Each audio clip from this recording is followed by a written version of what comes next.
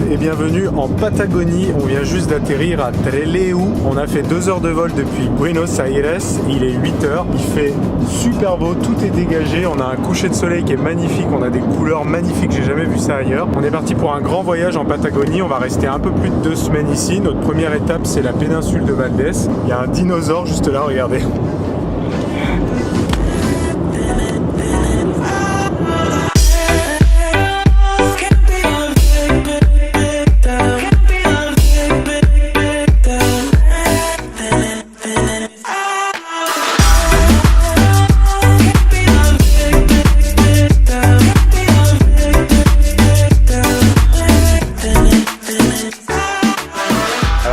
Qu'on visite la Patagonie en automne puisqu'on est en dessous de l'équateur, donc les saisons sont inversées. Donc là c'est l'automne, ici c'est plutôt la fin de la saison pour le coup pour visiter la Patagonie. Les gens y vont plutôt en été. Regardez, il n'y a strictement rien. On roule au milieu de ça depuis plus d'1 heure. Voilà ce qu'il faut emprunter comme route pour se rendre à la péninsule de Valdés.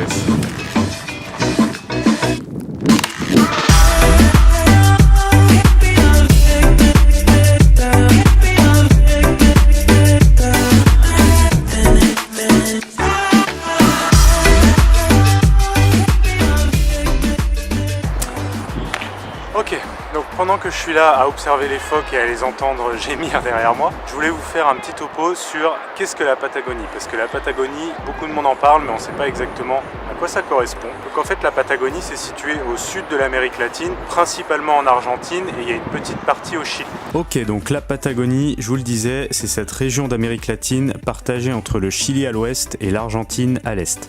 C'est le genre de région encore très conservée et donc très naturelle. On y trouve donc la Cordillère des Andes, cette chaîne de montagnes qui marque la frontière entre les deux pays, mais aussi des déserts, des prairies et de la pampa. Pour vous donner une idée de son côté très étendu et très naturel, sachez qu'en Patagonie, la densité de population est inférieure à 2 habitants par kilomètre carré. Il faut savoir que l'Argentine, c'est 5 fois plus grand que la France, donc c'est un territoire qui est immense pour seulement 40 millions d'habitants. Donc il y a 20 millions d'habitants en moins que chez nous pour une superficie qui est 5 fois plus grande. Donc ça vous laisse imaginer le nombre d'espaces vides qu'il y a ici. Bref, c'est un territoire ultra sauvage. Nous, on est là à la période de l'automne puisqu'on est dans l'hémisphère sud, donc les saisons sont inversées par rapport à l'Europe. L'automne, c'est un peu la saison où il fait encore beau, mais il y a beaucoup moins de tourisme, notamment parce que l'observation des baleines se fait plus sur la péninsule de Valdés. Néanmoins, on peut quand même observer d'autres animaux marins et aussi parce que les températures sont plus fraîches, le tourisme ici c'est beaucoup plus l'été.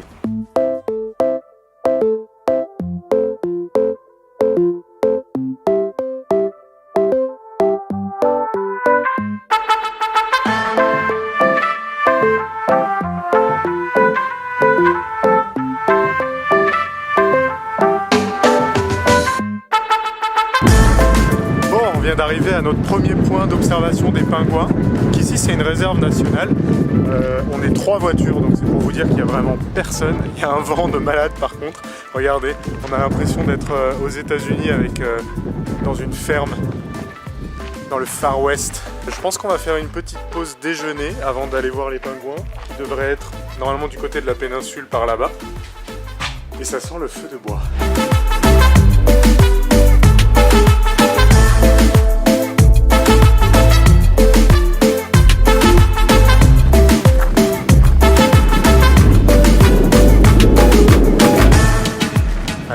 Ici, dans une réserve de pingouins, on a un chemin bien marqué, on n'a pas le droit de dépasser ce chemin.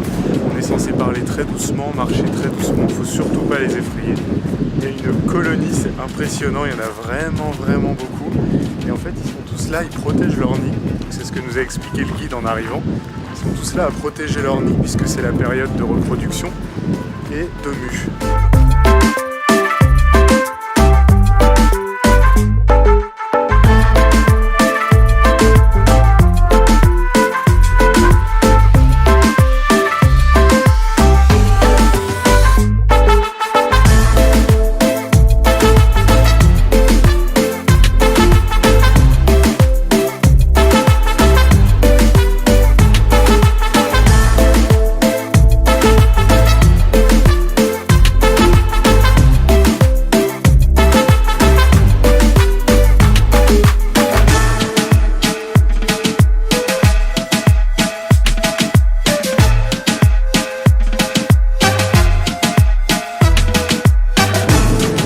marche à l'envers pour qu'on puisse me voir un peu mieux parce que sinon je suis complètement à contre-jour. Alors c'est pas la période où il y en a le plus ici, il y en a encore quelques-uns, on en a vu certains sur la plage et il y en a beaucoup là autour de moi. On peut voir là il y a toute une colonie derrière, ils sont super nombreux, c'est trop marrant. Et en fait les distances sont assez bien respectées quand même, on n'a pas le droit de marcher dans leur environnement, dans leur habitat, donc il y a des pierres avec des chemins tout tracés. Il faut savoir aussi que cette visite on ne peut pas la faire par nous-mêmes, on est avec un ranger du parc, donc on est obligé d'être accompagné. Je pense que c'est vraiment pour respecter l'habitat des pingouins et être sûr qu'ils puissent se reproduire en paix sans qu'on les dérange dans leur habitat naturel.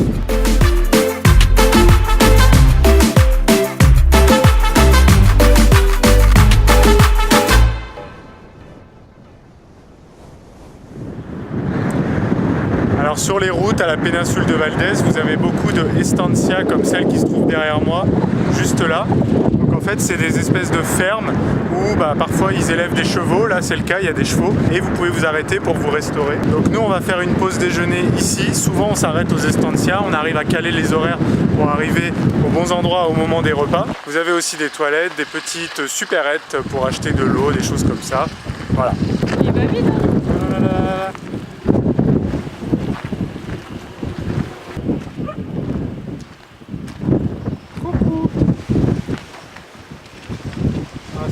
Bizarre ces petits animaux.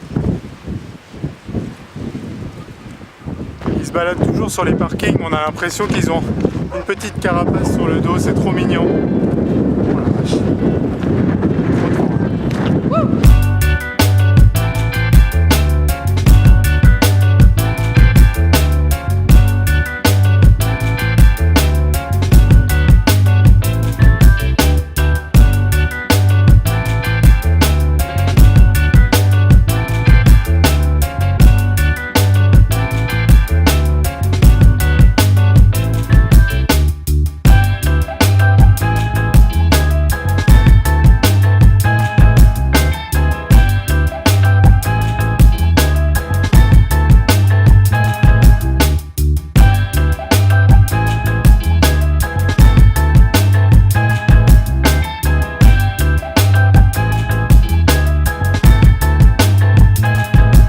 Alors on vient de prendre la direction de Punta Delgada, on est arrivé dans une nouvelle estancia et on est tombé sur un petit groupe de touristes qui était apparemment encadré par une guide francophone et ils nous ont proposé de les suivre en voiture. Donc là on est en train de suivre le camion avec les touristes à l'intérieur pour aller se rapprocher de la plage et pouvoir, en espérant, aller voir des éléphants de mer de beaucoup plus près.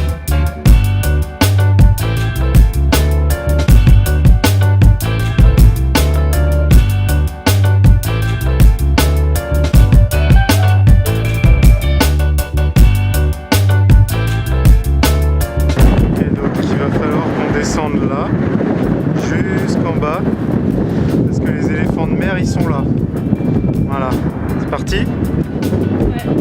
On y va. Tu tombes pas hein. On va essayer.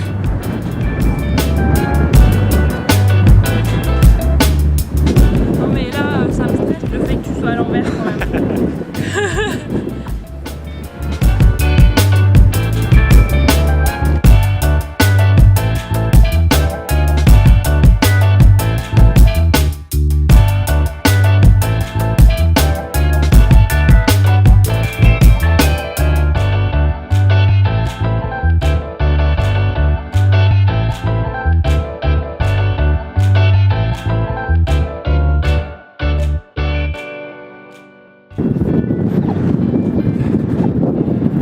Alors voilà, vous savez à peu près à quoi ressemble la Patagonie, en tout cas le début. La péninsule de Valdez, il faut savoir que c'est un des seuls endroits où on peut observer des animaux marins. Il y a aussi Ushuaia, beaucoup plus dans le sud, mais on ne va pas y aller. Donc nous, on n'a pas eu la chance de voir des orques cette fois-ci, mais si vous venez à la pleine saison en été, vous avez beaucoup plus de chances d'en voir.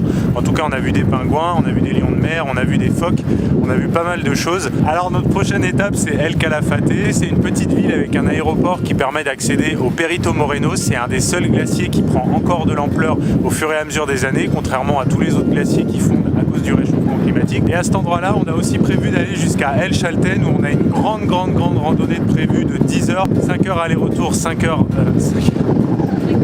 5 heures aller, 5 heures retour pour aller jusqu'à la cordillère des Andes et pouvoir voir une partie des montagnes. Ensuite, on va passer côté chilien de la Patagonie puisqu'on va aller jusqu'au parc de Torres del Paine. C'est d'ailleurs la seule fois où on va passer la frontière. Ensuite, on revient en Argentine et on va terminer notre voyage par Bariloche et la région des lacs.